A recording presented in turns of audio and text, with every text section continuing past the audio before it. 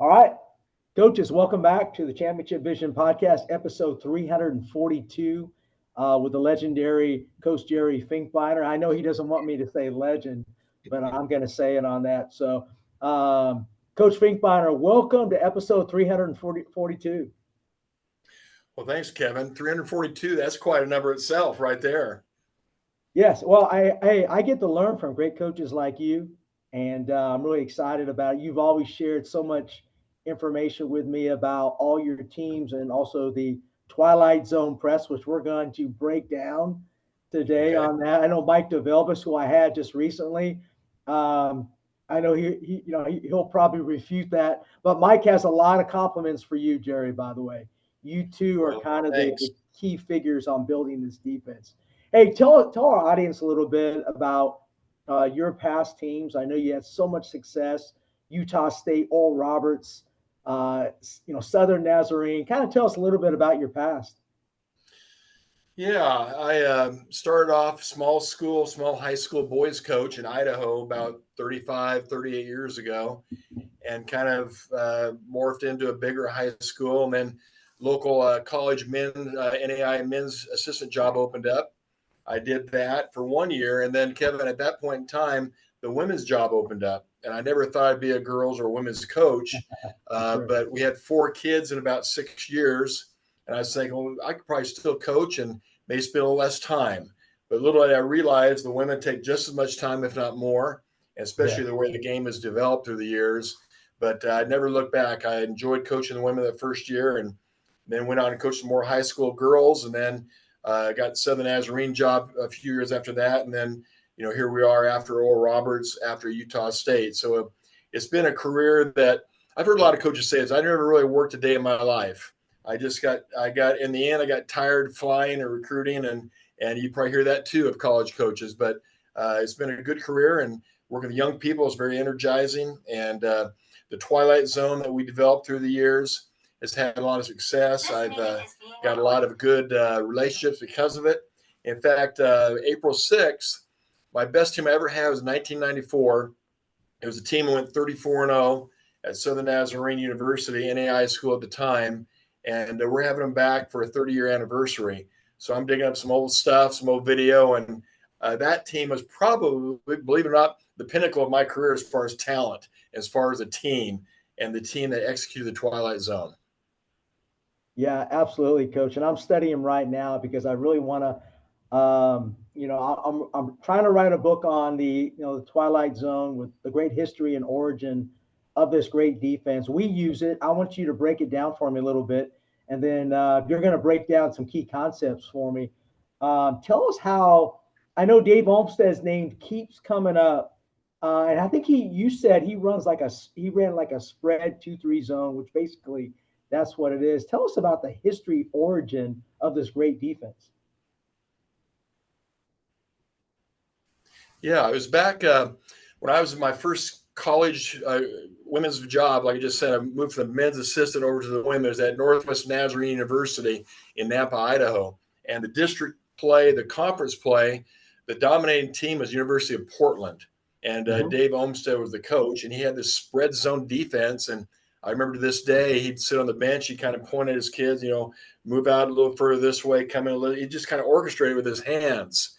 And steals left and right and layups, and we can hang with him for a couple of 10 15 minutes, then he'd blow us out every time. And it was I've never seen that defense before.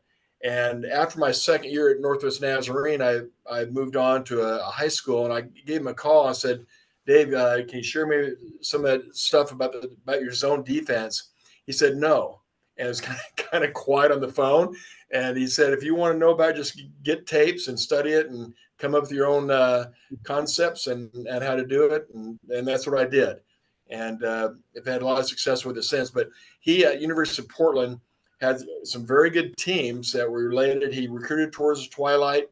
He developed his philosophy towards his Twilight. I call it Twilight Zone. I don't know what he called it, but I have gained through 25, 30 years of playing it, a philosophy of, okay, what kind of offense do you run with it? What kind of fast break do you run with it?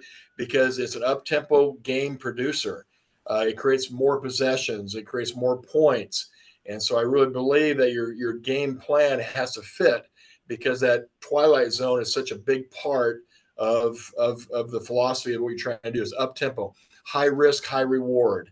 And if your kids don't understand it, they won't be successful. In fact, I'll give you one more little thought here, Kevin, along these lines philosophically. My Southern Nazarene kids 30 years ago bought into it, and they're good players anyway to start with. Or Roberts bought into it. When I was at Utah State, my last 8 years of coaching, I couldn't get the buy-in. And I don't know if it was a cultural thing in that part of the country. The kids were recruited. I even had young staff members that just didn't give total buy-in to it because it's very unorthodox. And a lot of people think it's low fundamental, and it really is. It's very low fundamental defense. It's all about anticipation and high risk. If you don't have the buy-in, it's not a good defense. And so I would suggest coaches in today's right now, in the here and now, you got to build the foundation first philosophically and mentally and even psychologically. You got to take chances. You got to risk and tell your kids that you won't take them out for a missed steal opportunity, but you will take them out of the game because you didn't go for the steal. So it's a mentality. It's a philosophy you got to sell your kids on. Yeah, absolutely. And you'll go into how you close out, the circle closeouts, all that great stuff. I love how you run it. And Mike DeVelvis runs his a little bit differently, but it's basically the same, man. As you said, it's an attacking defense. Mike calls it, a sprinting defense. You got to sprint to spots and so forth. But hey, I want you to talk about really quick is that 1994 team, because I'm really studying them. What got that started with that? What was unique about that team to kind of get really that dynasty started there? I think it's probably before that too, like in '89 also you had good teams. Yeah, I'll have to get you. I've got a VHS tape. I've got to convert to DVD, and I haven't watched it in 30 years. We're having a 30-year anniversary of this 1994 team that went 34-0. Averaged 94 points a game. Wow. Averaged just under 20 steals a game. But the question is a good one. The kids were exceptional. I say kids. Now they're 45, 50-year-old women. But they total buy-in, and we worked them hard. We ran them hard. They're in incredible shape. We had 6 girls average double figures. We had philosophically perfect fits. I had a little point guard that was very ball savvy. I had an outstanding athlete. I had a big girl in the middle that great agility, great mobility. I had the tougher than nails rebounder on the left-hand side back, a girl from Russia, Julia Yunusova. She was a first Russian player in America. Man, she was tough. And so I had all 5 positions just locked in perfectly physically, and then mentally they're all bought in. So a little bit by chance, we definitely recruited those kids that come to Southern Nazarene. And I just watched this VHS about an hour ago. I haven't seen it in 30 years. But I was really impressed upon, too, is what they did after they got the steal, because that's just as important as a steal. If you get that many steals in a game, okay, what are you going to do with it? Are you going to push the ball and turn it over? Are you going to push the ball and hold it? You got to push the ball and go for the basket, get those points while it's on the table right there. So a lot of ingredients there that just fit 30 years ago. And we're going to celebrate that here April 6th, and it should be a lot of fun. Absolutely. You're kind of really that you had a lot of international players, Coach, on that. You were way before your time, man, because that's what it's done now. All the best players, I hate to say it, a lot of your best players nowadays are international. On the men's side, we still have the best American women, I think. But there's still some great there's some great players internationally. And I got to tell you a little story. We play against a team, Athens Christian, who has 2 6'3" girls. All right. And they are from, I forget the actual country they're from, but they're international players and they dominate. They're huge. They probably could have played for you. But I mean, we have kids all over here in Atlanta coming in. So So you were way ahead of your time, Coach. Well, I'll tell you, and there is a reason behind that madness, because at Southern Nazarene, we had University of Oklahoma, Oklahoma State. You were in Big 8 then, but I was Big 12. But we realized in our recruiting that we couldn't go head to head with these big in-state schools. We couldn't go head to head with Texas A&M and Texas. And this is the mid '90s, so there's the internet wasn't there. A lot of the resources weren't there at the Division I power level. So we couldn't outwork them because they could flash us, in the home. And so we realized, okay, let's go on the other side of the Atlantic. Let's go on the other side of the Pacific and see what we can find, because we'll just outwork them. We can't outspin them. We can't outflash them, but let's just outwork them. So we did. We took our Southern Nazarene team to Russia in 1991. And because of that, that's how we made the connection with our Russian girls.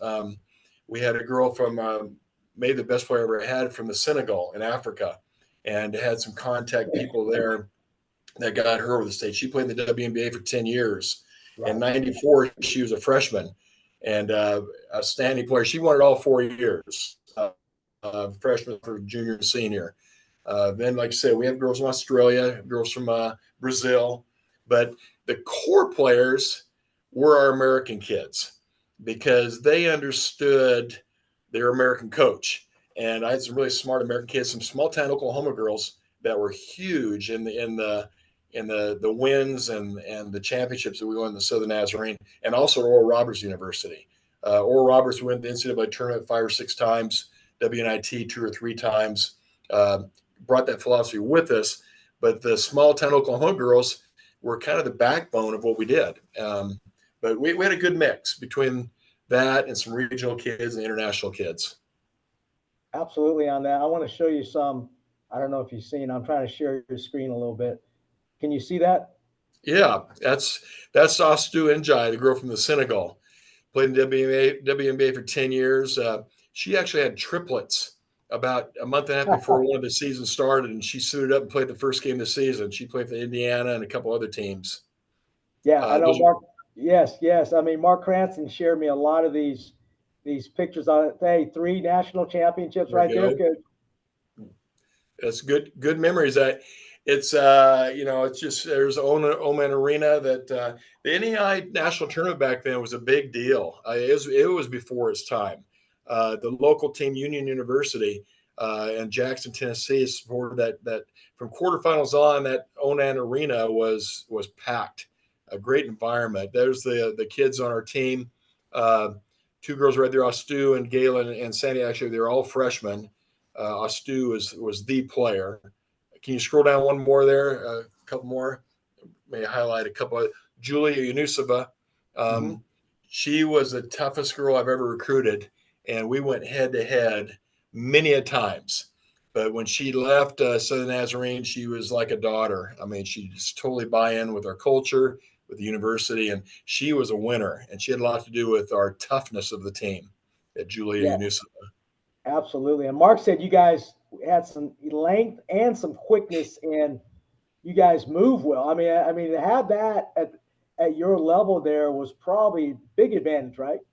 Yeah, it definitely was. And like I say, I hope I can convert this VHS and I'll send you a copy. I was just, floored basically 30 years ago how good this team was. And they were a special group. And I'm just reminded 30 years later, I mean, it just kind of caught me by surprise on what kind of passers they were. And you just tell the knowledge of the game they had. That Sherilyn Morris, they're on the bottom right. She was a transfer from University of Washington, played 3 years for me. Lister is 5'8", maybe that's stretching her, but I saw her dunk it in a high school gym in the summertime. It was a sloppy dunk, but it's more than I ever did as a player. And she was probably the best athlete I ever had, just extreme athlete. Had no left hand, but she didn't need a left hand. She was so fast, right-handed, she could jump so high. Yeah, and I would love to see I would love to kind of meet and talk to some of your key players of that 94 team. I think in that 94 team, I would love to focus on, like, how did you get this started? When did it change from the Redskins to the Storm? Yeah, changed the Lady Redskins to the Crimson Storm. I don't know, it was probably 10 or 12, 14, 15 years ago. When I was there in the mid 90s, it was the Lady Redskins, the men's team of the Redskins, the native population here in Oklahoma. But in today's world too, Southern Nazarene women have had some good stuff happening, and they're 28-1 right now in Division II, and one of the top 5 teams in the country. So he doesn't run Twilight Zone. He runs a really good man-to-man defense. But back in the day, we committed to the Twilight, and that's really what the backbone of who we were back then, with the steals, the points scored. One of the byproducts of it too, Kevin, is that a lot of people score. I played a lot of girls. Astu Najai, the post girl from Africa, I think she averaged like 19 minutes a game because we were so far ahead at halftime. It's just unconventional at that time, of the athleticism and the type of kids we had. A lot of easy games, and a lot of good things happen for us. Yeah, absolutely on that. And definitely, I think that team needs to be celebrated, Coach, because I heard so many great things. Mark Cranston provided me all the resources on that. I just want to make sure that you got the Good. okay on that. Mark's unbelievable. Talk about a legend himself. Talk really quick about Mark, and then I want to kind of go in with Chad and talk a little bit about Chad and his program. Well, I'll tell you, Mark Cranston was our athletic trainer, very accomplished, and he's given me a lot of reminders, a lot of stuff, too. In fact, when we have this, we're April 6th, this Saturday, Kevin, we may try to zoom you in on that meeting a little bit. You can interview a couple of the women, that played for me, and we're hoping Astu gets over here from Africa. We're hoping the kids that aren't involved, or the women aren't involved in it, will be Zoomed themselves. But I'm really excited to get all these people together and share these memories. And I'm here in the office of Chad McNeil in Wynnewood, Oklahoma. And Chad's a first-year high school coach. He's a Southern Ballers club coach in the summertime, first-year high school coach here. And he's adopted the Twilight. And he's got some young kids coming up. They're going to be pretty good at it in 3 or 4 or 5 years from now. But it's just fun to watch coaches like Coach McNeil and see your success with it. And I think too, Kevin, the younger kids, it's more of a dominating defense, the junior high, the high school. As you get into college, you need to have the position more correctly, recruited to. And then as you move higher, then it becomes a little more of a situational defense in a lot of ways. I've seen the UConn men back in the 80s played a little bit of it, and they use it in situations that I remember. But I've always thought this: if you have equal talent, you'll win every game. If your talent's not as good as your opponents, the Twilight may be the equalizer. If you have better talent than your opponents, you'll blow them out.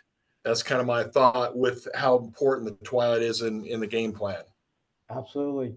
Hey, Coach Chad. Hey, thank you for coming on the podcast, by the way, on that. Hey, tell us a little bit about you and your program, and why you guys have adopted this great defense. Yes, sir. First of all, thank you for having me. Really, honestly, through Coach, he basically took me underneath my wings with this. I actually do this in my competitive ball. I have a traveling team that really does the Twilight a lot. And I have some girls that are very aggressive, got some speed and stuff. Right now, I'm trying to develop my, it's new to the high school girls that I have right now. Obviously having to learn it, something new to them, as far as having the speed and stuff, and the girls that I have. We're trying to develop those kids. Like I said, like Coach said, the younger kids, we're instilling that process right now, trying to get them to develop the basics of it and then be able to grow from there. I believe that it starts at a young age, and once we start developing at a young age and getting the basic of the defense, then I think we can grow to where we want to go. This is my first year with the high school girls here in Wynnewood, and so it's just like, I'm trying to get over that hurdle with them. Absolutely, Coach. And I want to see how you guys, we all break things down differently and so forth. And of course, you have a great name, Wynnewood, so you definitely are expected to win. Yeah, so I'll tell you. But I know I love seeing what comparisons between like a Georgia, the different states on girls basketball. I think there's talent everywhere, right, Chad? Yes, sir.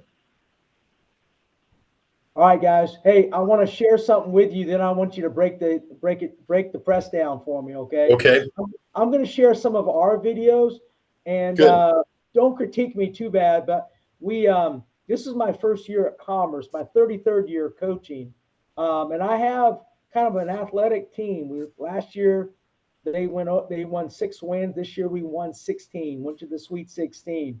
Good. We can't shoot great, but we can D it up a little bit. We have some quick athletes, so I want to share with you guys some things, and I want you to kind of just pick us apart a little bit. All right. Okay.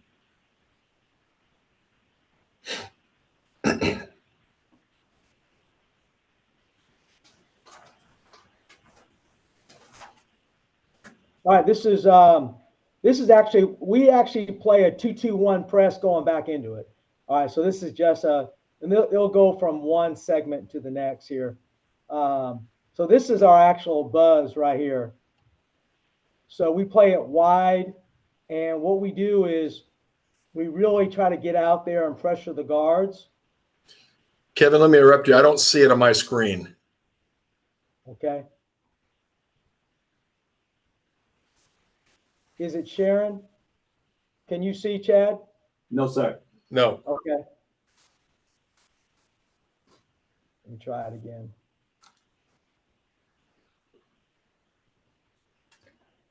All right, here we go. My Here we fault. go. I got to talk to my producer. Don't fire him. He's doing okay.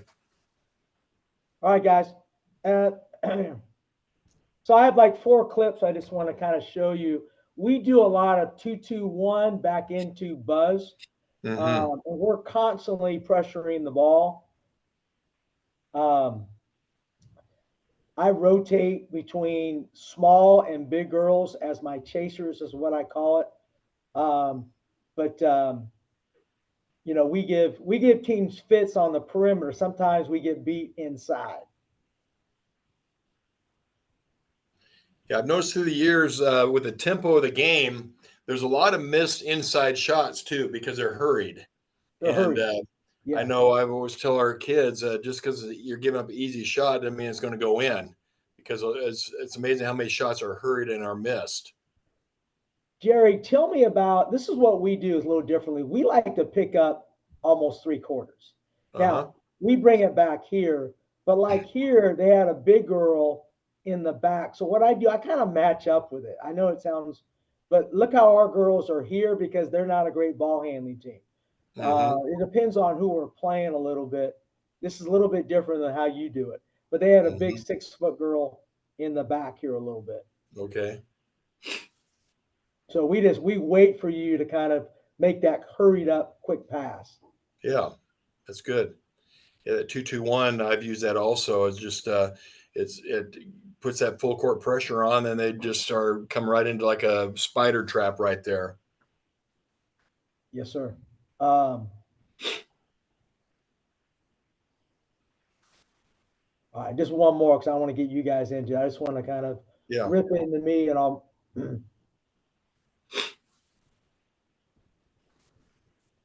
All right.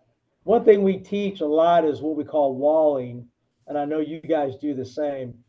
So I like this possession here because we do a good job. We like to force it right into this wing spot right here. See how girls, we don't play them back, we play them up. Yeah. That's where we want the ball right there. Right, so right. The kid, that doesn't happen all the time. So tell us about positioning here. Tell us about, Chad, tell us about positioning, how you guys do with your team and so forth.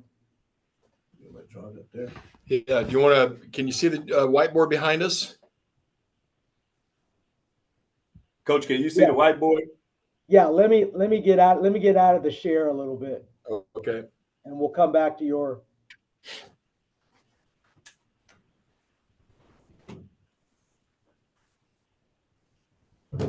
All right, Coach. So if they're at half court, I pick up at half court, and then right here at the top of the 3-point line, I have a girl here, and then I have two here staggered. Okay, so they're like this.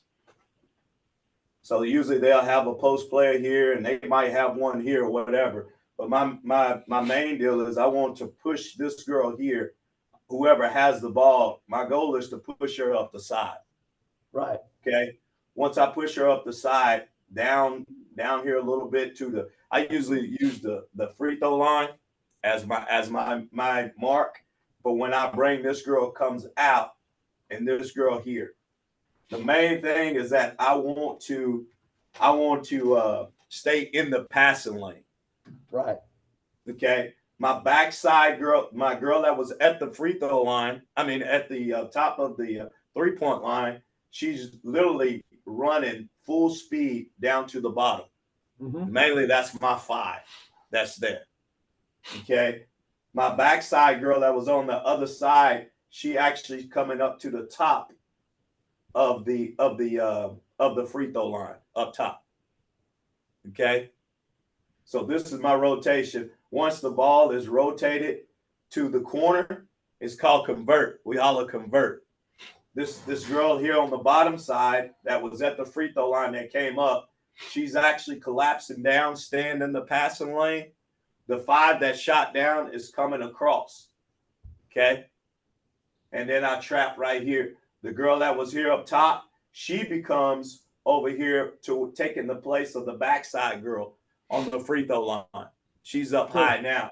The girl that was playing backside, she actually comes over and take the 5 spot. Okay. And then the girl here that was up on top, she would just be coming on the backside. I know it probably looked like a whole bunch of chicken scratch, but I can number it to where it make it easy. Sure.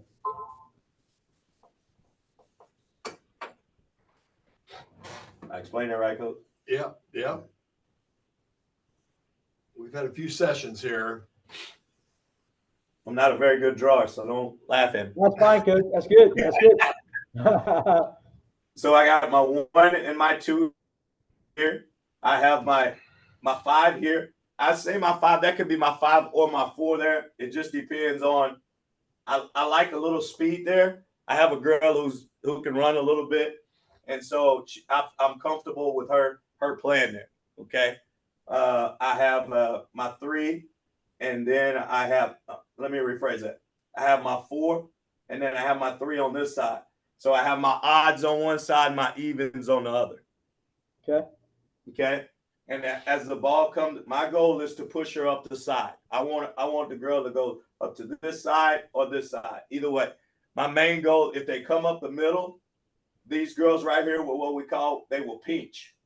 5 will come up and we will just pinch. These 2 girls here will actually collapse and they will pinch down to make sure that they don't come up where I can't get no easy passes down low to protect the basket here. Okay. Okay. So if I got a girl that comes up the side,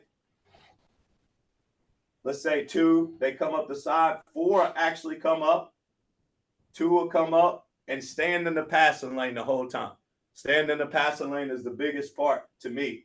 5 will actually take 4 spot. So 4 is here.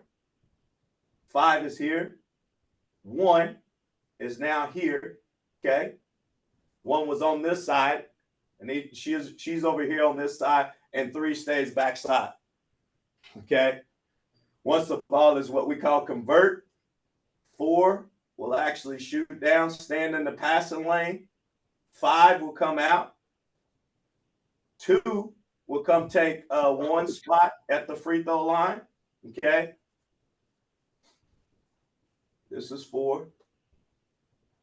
Backside where 3 is, 3 will be coming over on the top side right here.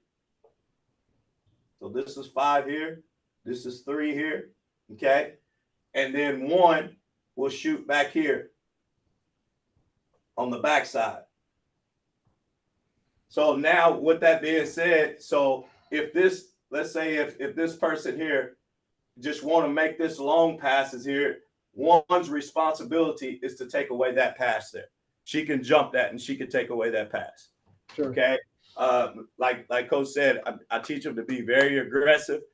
We have to fly around. If we don't fly around, then it's not going to work. Where I get a lot of steals at, honestly, is right from the jump, right from the top, from the beginning of the press. And we teach our girls to be very, very aggressive here. This is 2. So this 4 girl, she's up a little bit. She's protecting there, and she's playing here. Because you'll have a girl here. When this ball is actually passed from here to here, this girl is coming to steal that ball. Mm-hmm. And it happens a lot. That's where we get a lot of steals at. Is just that part. Everything is duplicated on the other side also. And all of the shifting is the same. That makes sense to you? Oh, yeah, absolutely on that. Yes. Where does, the hard thing about the defense is you go up against, like, we've gone against like 2 6-foot bigs, and they try to throw it over the top. That's hard to cover, isn't that, Coach? Yes. So when that happens, what I do is I don't bring my 4 or my 3 out as far. Their job is to protect the lower girl. But the problem is if we put enough pressure up here and this girl up top has her hands up and stuff, it's kind of hard sometimes to get that ball down there. That's a long pass from A to B, right, down low. And it just depends on how much pressure we actually put them up top. Yeah. But then you got the wing players here, like Chad Numbers here. That's you got the 3 over this side, and you got the 4 over here, and here's the ball at top. Their guard. You say it okay on the thing? Okay. Yeah, but these girls here are drilled to guard 2 people, and so if 3 is supposed to be a pretty good athlete, and she wants to even bait that pass, they come out here a little bit higher, looks wide open. That's a long pass. That's a lot of time to react. If she can she could be start down here a little bit lower, she baits this pass. She gets that. The same thing with 4. If you can only have, you can't really have, I don't see this too often, a 1-2-2 set. But even at that, these girls are drilled to guard both. So if you come down here too deep and just stop that pass altogether, then this pass is too easy. Now you got to close out, and now you lose sight of this girl for a second. So I think if these girls are aggressive where they can guard both, then this girl out here at top doesn't have a clear choice, and she kind of hesitates a little bit, slows down. But that's a key to the defense, is that 3 and the 4 have to anticipate. Anticipate's a huge word in Twilight Zone. You have to anticipate. Especially high school girls, if the girl who has the ball, if she's looking right, she's probably going to pass right. If she's looking left, she's probably going to pass left. Yeah. So read the eyes. The defense at the junior and high school level, it's hard to play against a savvy Division I type of point guard who can do no look passes and has good upper body strength. The reason why this works so good in women's basketball because upper strength is not developed, and the passes tend to be weak, tend to be slow, tend to be lobbed. Yeah. And we played against some good point guards this year, Coach. One girl is Lucy Hood. That's going to Western Carolina out here. Big 6-foot girl, handles the ball, threw right over the top. I mean, she was good. She would handle the ball, beat our, and create mismatches. I mean, it's hard when you play against great players, though. But yeah. And when you play against a lot of them in our region, man, it was tough. But for the most part, we did a pretty good job containing them. Yeah, with that in mind too, Kevin, this is a little bit off topic, but playing against a tall point guard, I like to start in a 1-3-1, right here. And then you got her matched up so she didn't have free reign. And then you throw it over here. She just follows the pass and everything else remains the same. And then, just defensively, you take away, you match up that first pass, and then you fall into the 22 or the Twilight. Right. But there's different ways, and it's a defense that's basically, it gets back to, it's not as much X's and O's. It's more about anticipation and aggressiveness. And like Right. your little tape you showed there briefly, your kids looked aggressive, they looked athletic, and they're going for steals. One way of teaching too, man-to-man defense, you bend your knees, your palms are up, you see ball, you and your man, this is your possession. Zone defense, you tend to stand up, wave your hands. But Twilight Zone, you're running, you're jumping, you're diving, it's this kind of stuff. So it's a completely different fundamental on its own, based on aggressiveness, based on athleticism. Yeah, absolutely. Really, hey, talk about transition defense though. So, missed shot, what's your transition rules? Well, there's so many different ways of doing it, and Chad's developing that here at Wynnewood, what works best with his kids. What I like to do, I like to run back to a 2-3 zone and just protect the basket. So you're just running back to your basic positions of 22, but you're protecting the basket. And once you have it protected, then you come out and you get in 22. Okay. That's the safest way of doing it. We also kind of a little trick of the trade, but a 2-3 zone, we'll say this at a timeout, based on position of the ball, or position or player, or number of passes. So, for example, your question is, we're going to run back, protect the basket, but we might say, okay, whenever the ball comes into this area and we're in a 2-3 zone, that's when we're going to jump out and play Twilight. Okay. Or let's say player number 3 over here is a good 3-point shooter, but not a very good passer. But we'll play 2-3 zone until she catches it, and then we rush her, and then we're in Twilight. Or the last one here, you protect the basket. We might have told the girls 3 passes were in it. So the zone, 1, 2, 3, and boom, we go out and play it. So to answer that question, initially, you miss the shot down here. Let's protect the basket, and then one of these 3 ways will jump out into 22. 22 is my numbered signal, but Twilight. Sure. That makes sense? I explained that? Yeah, yes, sir. Yes, sir. Yes, and I like that. And Coach Chad and Jerry, we play a lot what we call 23 wide. It's basically Joe Gallo defense, in the sense that we play against teams that can absolutely shoot the 3. So we play wide, and we actually kind of bump. We bump the guards, we bump the forwards back. We do a lot of different things, but we also kind of utilize that as well. So that's a great point that you talked about, going back to the 2-3. Yeah. The 3-point shooters, I've always thought this too. Most teams have 1 good shooter. Some teams have 2 good shooters, and the really good teams have 3 good shooters. Yes, sir. And I think you can guard, if you're just a little patient, you can be in 22 defense against 1 good shooter or 2 good shooters. 3 good shooters, then I do a little matchup zone, which is kind of a man-to-man, maybe a little 1-3-1, just kind of throw different angles, and then more aggressively hit 22 instead of passing lanes, maybe more traps, Right. But, rarely do you play against a team that has 3 good 3-point shooters or 3 good scorers, at any level. But those are hard to guard. But that just forced me to match up zone, do something a little bit different for a while. Right. Yes, sir. Yeah, we did. We played against teams that were really solid.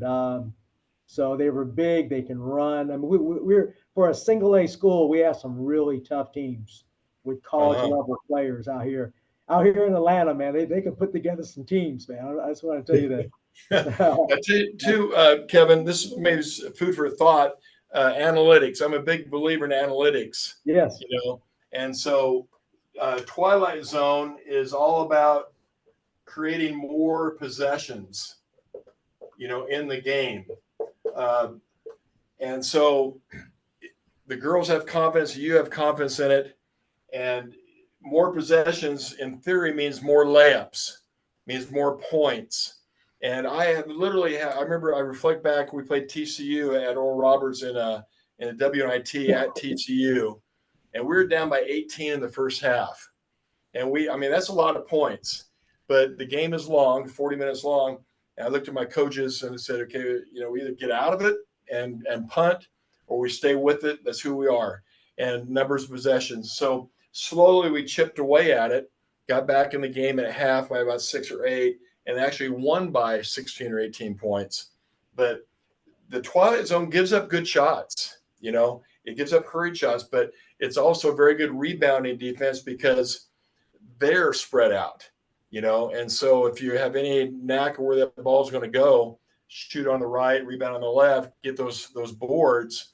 Eventually, the analytics catches up to a defense like Twilight because Twilight increases possessions. So there's that patience required, and sometimes you get burned, but you just gotta, as if you're going to run the Twilight Zone, you got to realize you're going to give up some layups, you're going to give up some wide open threes, but over the period of the game, the number of possessions you want that game to hurry up.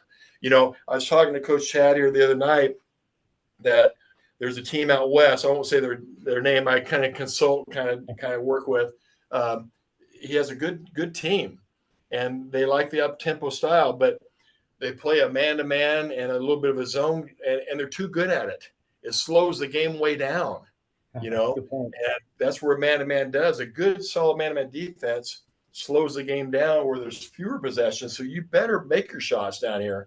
There's not much room for error. And when you run the Twilight, to see if I spell it right here. Is that spelled? Yeah. Okay. You run a defense like this to create more possessions. Mm-hmm. Then you got to be fast breaking, and then your offense on the other side of the basket probably needs no more than 4 or 5 passes. You better put the ball up, because if you run an offense down there that makes 7 or 8 passes, 10 passes, then you're slowing the game down again, and you're going against the analytics of your Twilight Zone. So if you believe in a zone like this, a trapping defense, passing lane defense like Twilight that's creating steals, you need a fast break at every opportunity after a free throw, after a made shot. You need an offense that's quick hitting, put the ball up. If you're a man-to-man guy and a good man-to-man coach, there's a lot of good ones out there, then I think you need to run a very disciplined offense to go with it, because a good man-to-man defense shows up better in a low possession game. So it's a philosophical thing that what I like about the Twilight, I'll sell it right here to you, is once you got it, I know Coach Chad is looking for the future for his kids. Once you have it instilled in your program, then your practice time is more about offense, more about fast breaks, the fun stuff, less scouting reports, because they're working against you. They're worried about your defense. And you in practice, all you're doing is you're working on shooting, working on conditioning, working on fast break, the fun stuff. And so I always believed in that too as a positive with this defense, is because you're trying to create possessions and create that style that most teams. Well, we had this one saying too, one year at Oral Roberts, we're going to score 90. Can you? And that's just we averaged about 93, 94 that year. I think we led the country in scoring Division I. But that's kind of our motto. We're going to score 90 plus. Can you? And so that was just kind of the philosophy of how it all fit together.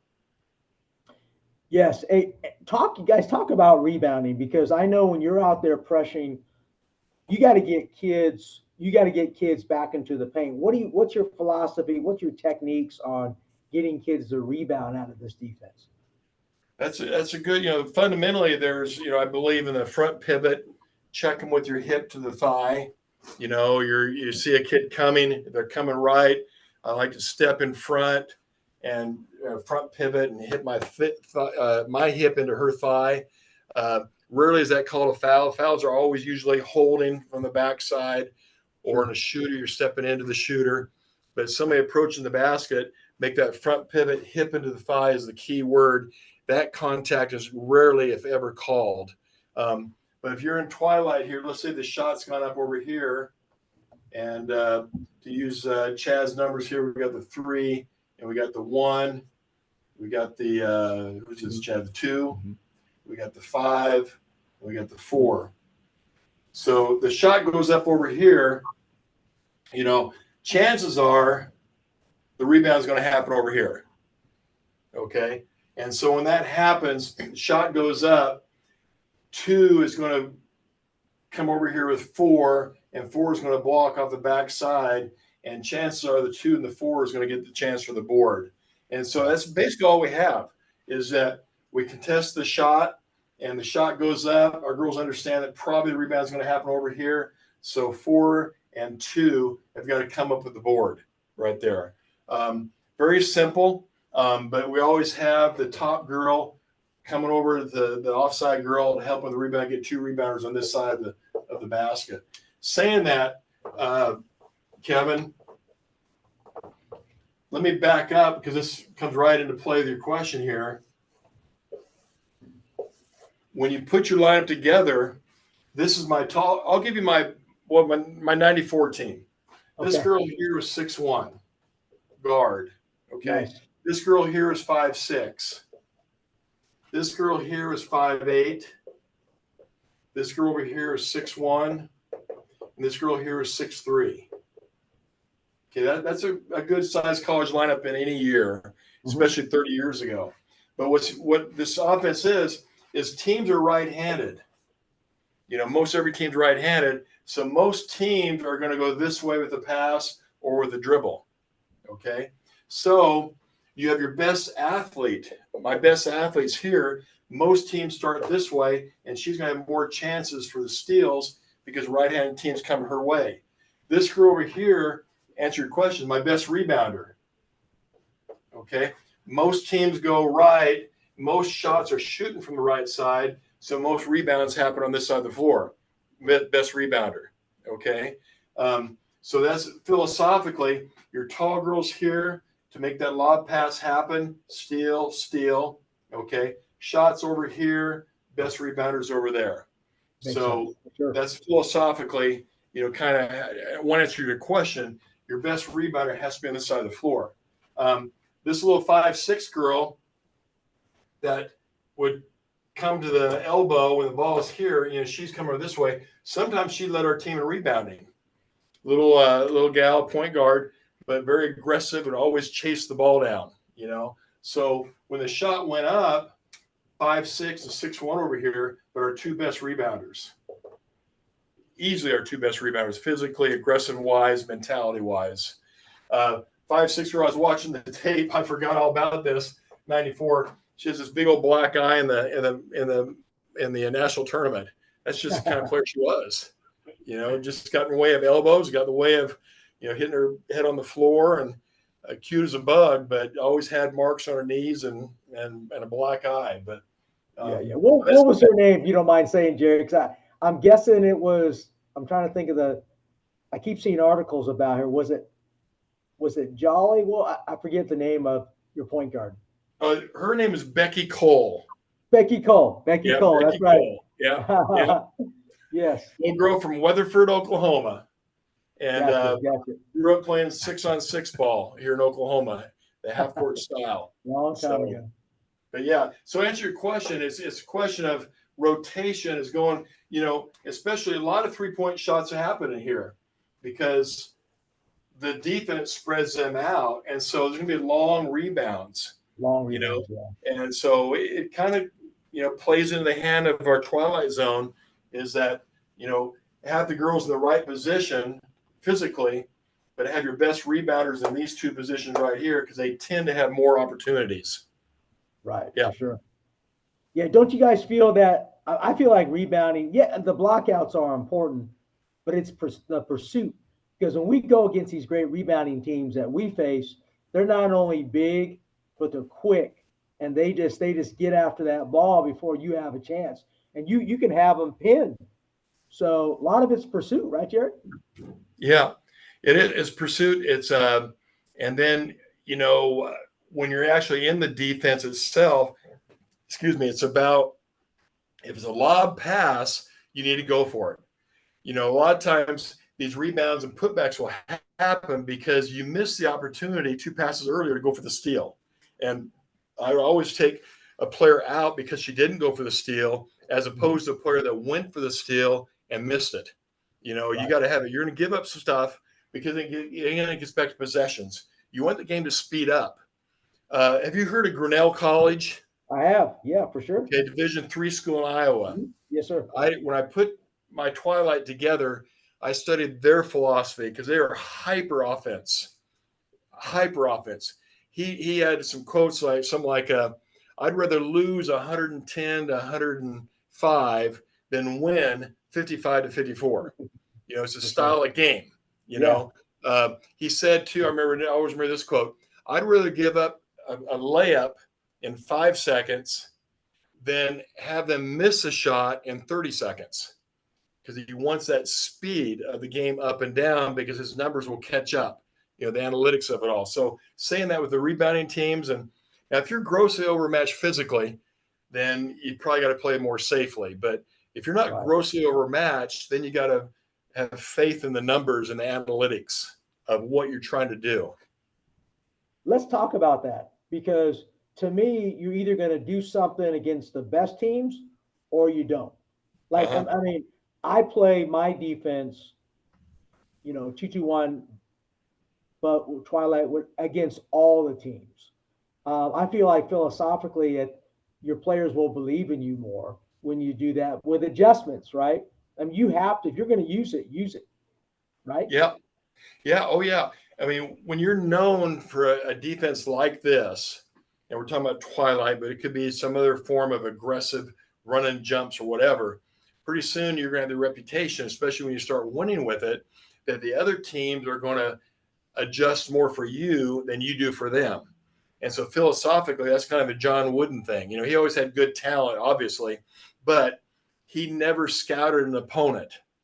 They wanted to do what they did the best they were able to do it.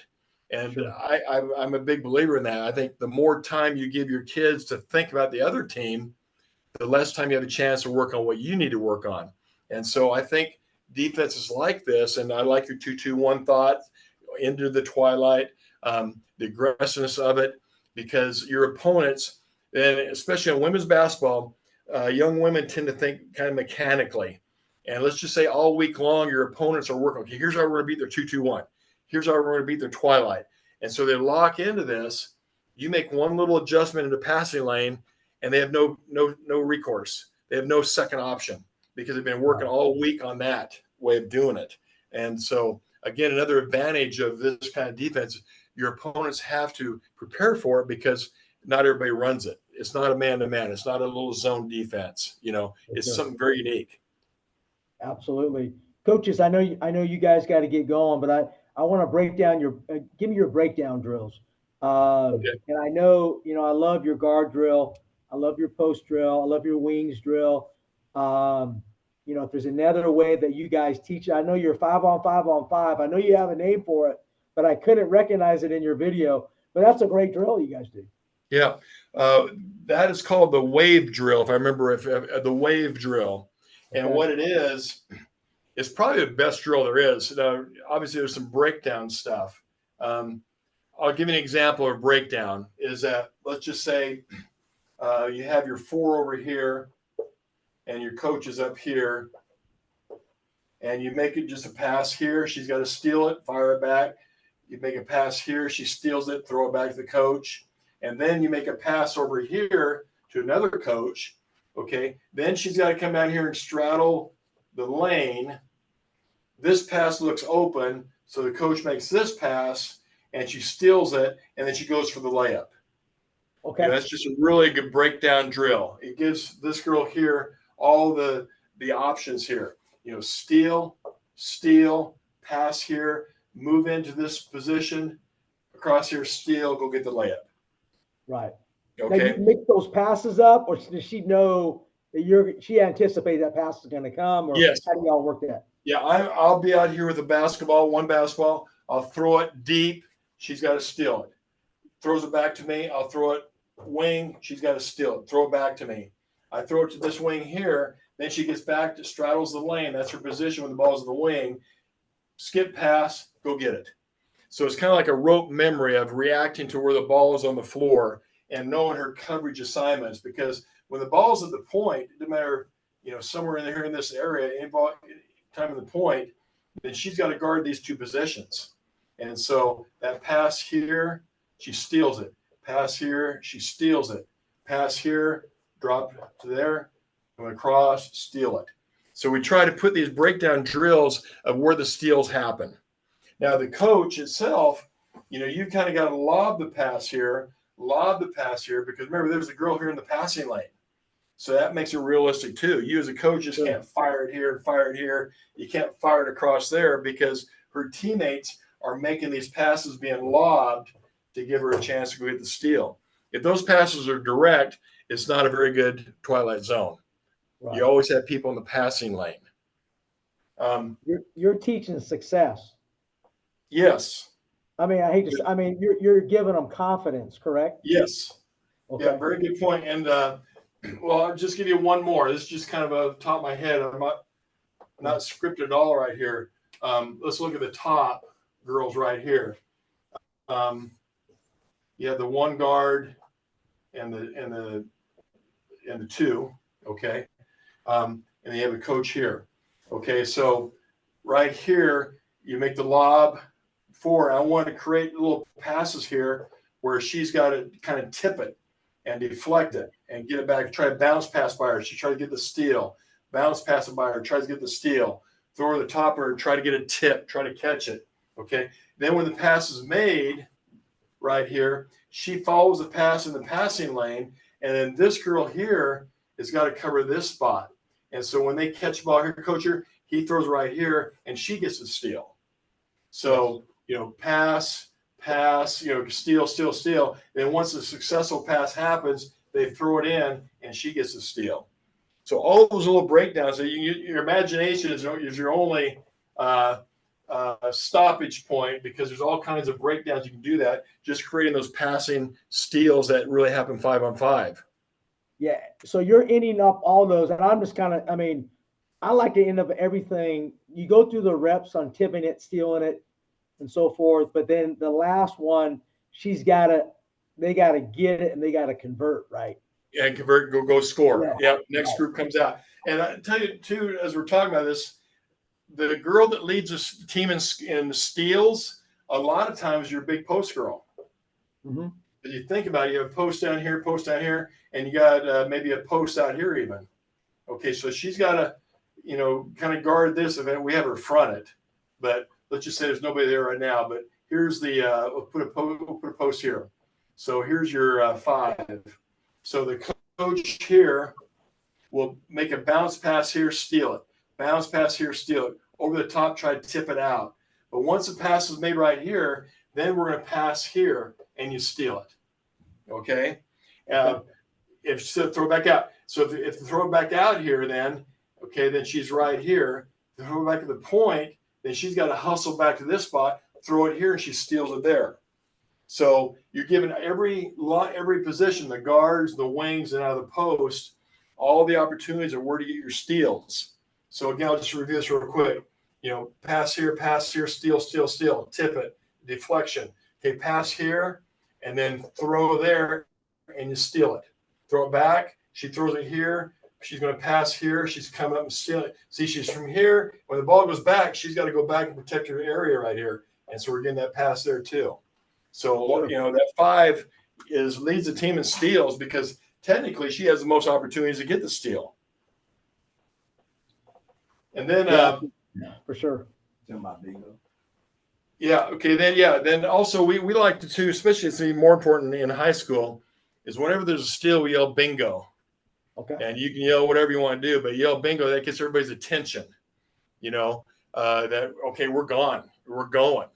And if I get you this DVD of the '94 tape, I'm really proud of them because that might have been the best quality they had. Is yes, we got a lot of steals, but man, there were a lot of conversions to points, a lot of buckets.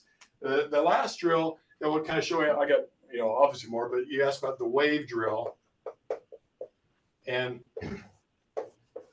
what it is here, you have ideally 3 groups of 5. Mm-hmm. And so you have one group out here. They're just they're right here. And then on the other side of the floor, you have 2 groups of 5. So you may have a red, the white team, and the blue team. Okay, here comes the white team coming up. Okay, 5 against 5. Possession's over with when there's a turnover, which is a steal or a bad pass, a rebound defensively, or a made shot. Then that group of 5 run off the floor sideline. They get off quickly and come back. And then here comes a blue team. And so your red team runs back to their spots, and here comes the blue team now. They come 5 and 5 against this group. And when there's a turnover, a missed or a defensive rebound or a made shot, then they get off. And now here comes the white team again. And so we just go through reps and reps and reps. And we might do it, okay, you play until you get maybe 5 stops, or play it until you get 2 steals in a row. It have to be steals. So different challenges with them. And then we'll keep score, which team. So after this team gets 2 in a row out of maybe they may have 7 possessions, they finally got 2 steals in a row, then they're off, they're on offense, and then the white team will come back here. And so just the wave drill, just waves coming at them, and they're trying to meet that challenge. 2 steals in a row, 3 stops in a row, or maybe 5 total stops. What kind of challenge is it? And they're on, their tongues are hanging out. It's a good conditioner. But most importantly, man, the girls get fired up. There's steals. They're going for, they know if they have to get 2 steals in a row, that's what they're going for. They're going for steals. They're not going for a safe checkout. They're going for steals. And so typically it's more about 2 steals in a row, or maybe 3 steals total, but cultivate that steal mentality. Steal mentality. That's something I haven't. I love that. It's right, but I haven't heard that much from, even Mike doesn't really say it, and I haven't heard that much in a lot of these videos. I love the steal mentality. I love that. We got to even change the name of it. Maybe just call it the steal defense. Yeah. You had the Man of Steel a few years ago in the movies, and they get the Women of Steel. That's right. That's right. But I tell you too, Kevin, with this is we're all a little bit selfish. We want to get in the scoring book, scorebook. But steals mean what? They usually mean points. Right. Steals mean layups, and steals means points for the team.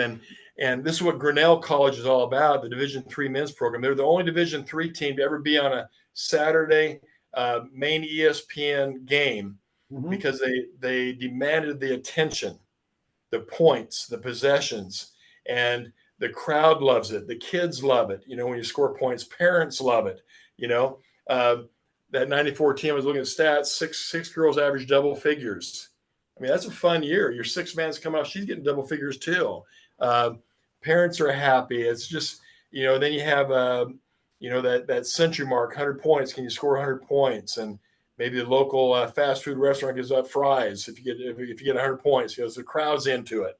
But statistically, you really stand out. Your kids have the chance for more awards, within the conference, because she's averaging double figures or double figures rebounds. Possessions increase statistics. Right.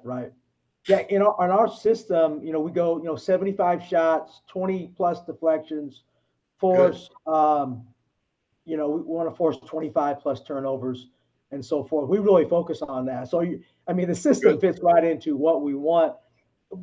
Let me ask you this: in the wave drill, you say steals, but they're getting steals and not converting. How would you incorporate that action into conversion too, in like a 5-on-5 game?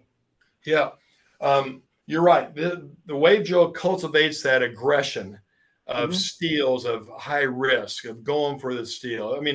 If the girl doesn't go for the steal, you get on them, right. Because your defense is working hard to get those steals. If they don't take advantage of it, it's time to sub, time to chew a little bit. The part about conversion is once you have this defense, I think, within your system, the wave drill is about all you need to do from that point on.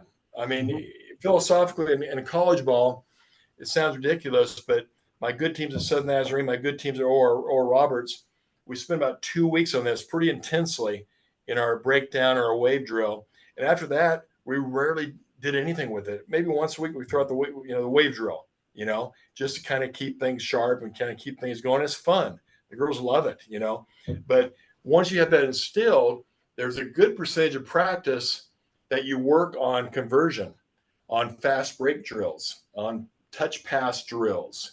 Again, I don't want to brag too much about this 94 team, but I could not believe, how many times there's touch passes up and down the floor, 2-on-1, touch, layup, no dribbles, Right. And so we did a lot of 2-on-1 stuff, a lot of 3-on-1 stuff, just touch passes, no look touch passes, and laying it up. So that's kind of the next level up. The steal is what creates that. And then, so a good percentage, and you've got your own fast break drills, and it's just about handling the ball on the open floor, pushing it, and then finishing that layup. I know Coach Chad here at Wynnewood locally, they got some good steals, but they miss layups.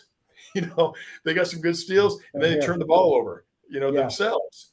So this drill itself is just meant to create aggression, create that steal mentality, and then, yes, touch pass drills, figure eight, passing up and down the floor, chest passes, bounce passes up and down the floor, baseball passes, all the stuff that pushes the ball forward. Those are the drills you want to put in your practice daily. And again, the beauty of it all, maybe memory fades a little bit here, but I remember rarely talking about our opponents, rarely talking about our opponents' philosophy, what they try to do. It's just more about daily working on fast breaks, daily working on 3-point shots, daily working on our offense, And I think those teams that perform so well here were the high scoring teams, but we spent a lot of time in practice shooting, passing, and running. Absolutely on that. Maybe that's the next video we do, is the your offensive system. Okay. Were you guys a quicks? Like nowadays we're a 5-out. We're looking for the corner threes. We run a wide 2-sided break, and we're looking for quick shots. Is that something that, if you were coming back now, how would you adjust now, Jerry, offensively or defensively to what the game is now? Yeah, the game is trendy. I always like to watch the NBA. I had some friends in the NBA. I had some friends. European basketball is a lot of fun to watch. I like to watch. It comes on at 2:00 in the morning, but I'll tape them. But I like to watch European men. A lot of things happen with quick type of plays, screens and back doors, and some fundamental team offense that creates really good shots. But saying that, I think I get back to Grinnell and studying their philosophy and what they did and how they try to create the mentality of quick shots. Loyola Marymount with Paul Westhead, with Hank Gathers and Bo Kimball. I worked and watched a lot of their film. It's all about creating possessions. So I do the same thing if I took the job tomorrow, is that every opportunity you have the ball in your hands, are you trying to push it and you're trying to get a good shot in the minimum amount of time? When you get the ball from a deflection or a steal, are you in shape over a period of 10-minute quarters, 20-minute halves to run? When you can't afford to have somebody playing at 80% speed. It just, it slows this down and slows the fast breakdown. So I'm a big believer, a little philosophical thing. If you call yourself out, you go back in when you want to. I give that to the starters especially. Now, maybe not everybody on the team, but the starters, if you call yourself out, we're going to sub you, but you're sitting on that bench. You don't have to check with me. You just run back to the score table when you're ready to go. And so it gives the starters a feel that, hey, I'm not going to be penalized if I call myself out. I'm not going to go over there and cool off to where, and I'm missing chances to get steals and points, So that's a little thing too, just that it cultivates that full speed all the time, playing at 100% speed. Yeah, there's nothing more fun, particularly at the high school level on that. Yeah. I'm sure your kids love that. Hey, before you guys go, tell me, hey, Chad, tell me this year, what were the teams that gave you the most problems as far as your press? Did they have a two guard alignment? Do they have like a four cross alignment? Give me your perspective on that. I know you guys got to go, but tell me what you think. Well, usually a lot of our girls that I've come across this year, honestly, with this year we wasn't very talented. We're at that learning stage, okay? Sure. So it was really challenging. I did the Twilight a lot. That's my core. That's what I wanted to do. But there was at times where I had to switch up, just because there were some teams that could shoot the three a lot, and if you're not shifting fast enough, in the Twilight and stuff, I felt like I was getting rid of a lot of, giving a lot of threes and stuff away. So basically, what I did, I just I'm trouble with this.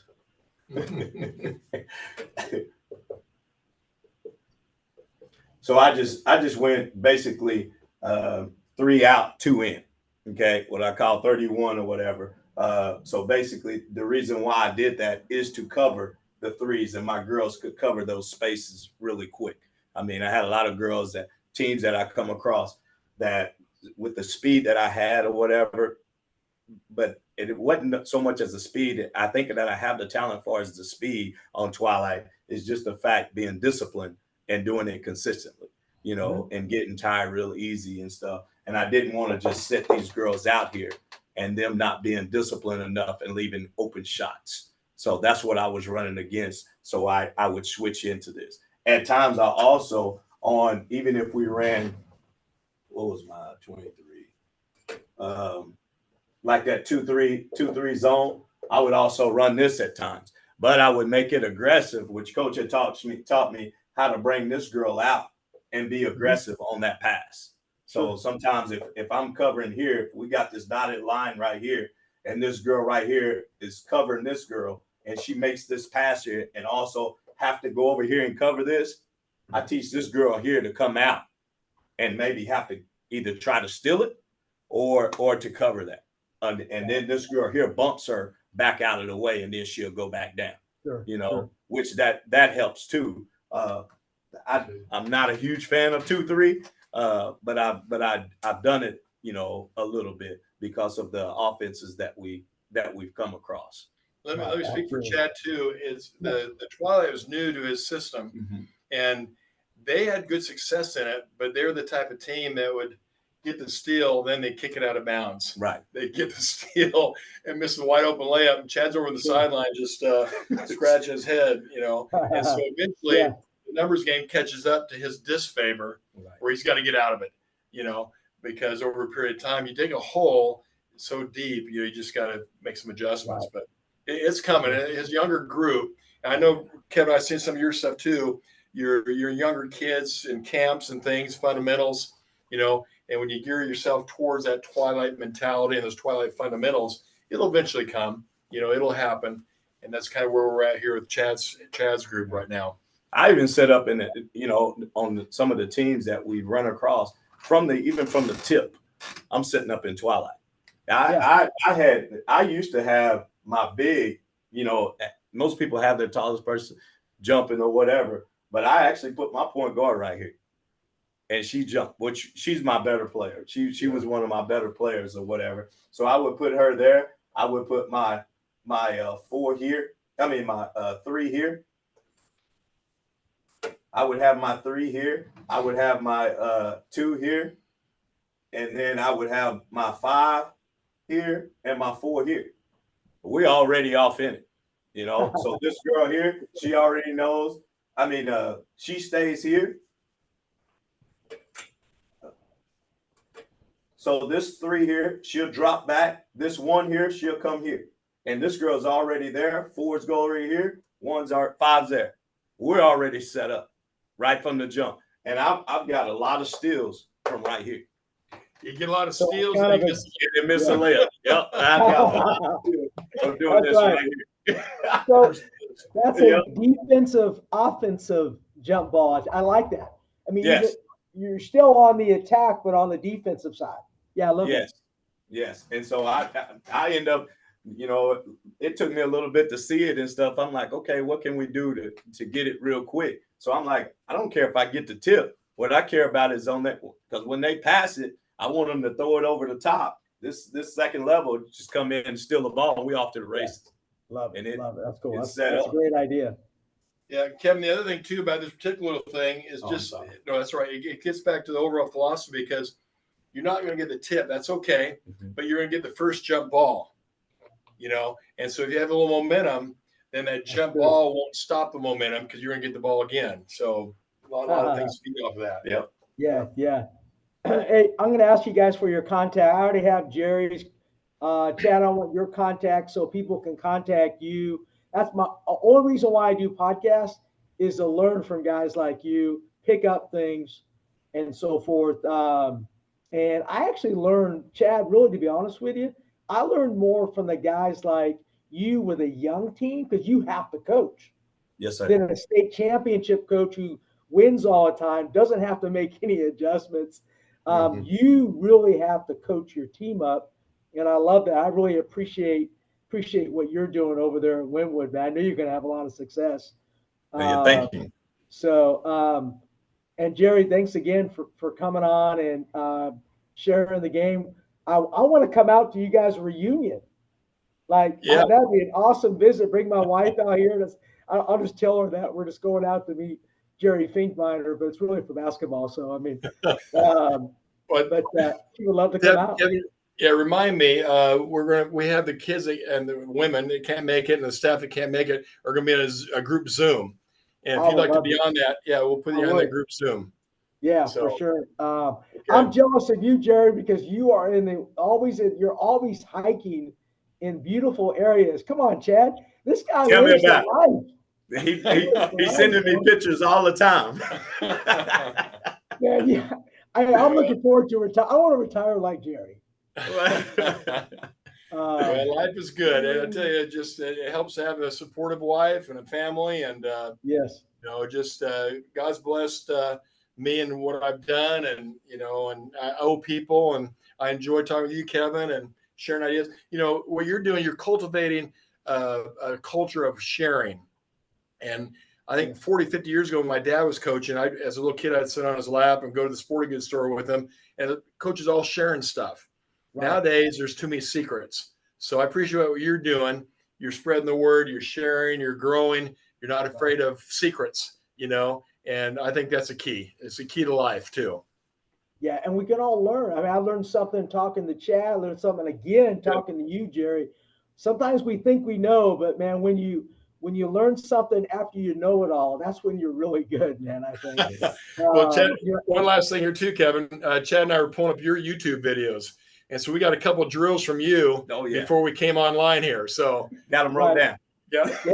Hey, you got to get all my PE stuff, man. I that's what I love the most is my PE. So that keeps me young, I guess. Hey, Jerry, I'm going to give him your contact information, but share again how people can get in contact with you, Jerry.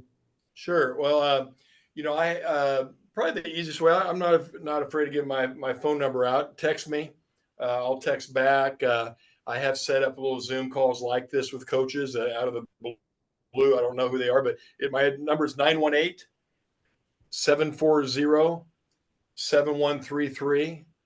My email address is jerryfinkbeiner@yahoo.com. So that's all good in the coaches world, and I don't hesitate to share when the time shows itself. Absolutely, yes. And I know you're on Facebook. I don't think you're on Twitter. Is that right? No, I'm not Twitter, not Instagram, none of the other stuff. And Facebook, as you know, I get a little political, so just have a little patience with me in that regard. But we live in a great country, and I'm very thankful for that. Absolutely. Coach Chad, tell me how we can get a hold of you. Yes, sir. My telephone number is 405-207-3764. My email address, you can email me at southernballers bb@gmail.com. Okay. Do you have any social media, Twitter account? Facebook. Facebook? Facebook. Okay. Yep. It's under Chad McNeil. And then also my Southern Ballers Facebook page also. Absolutely on that. That's awesome. Coaches, Hey, thank Kevin, you again for taking the time out, man. I really appreciate it. Kevin, we get Chad's program up and running. Let's meet halfway in Nashville and play on a Saturday game, high school game sometime. Hey, that'd be awesome. I mean, that'd be great.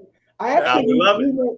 Chad, I need 3 more games. So, hey, I need some games too, but they junior high games in it. Coach, I wish you the best, man, building your program, man. I know you're going to do a Thank you, great sir. job. And you got a good one right there that's going to kind of mentor and share with you. So I appreciate you guys for coming on. Thank you for taking the time out. All right, Yes, Kevin. sir. Yeah. All right. Take Good care. luck to you. Good stuff. Thank you. Yes, sir. Thank you.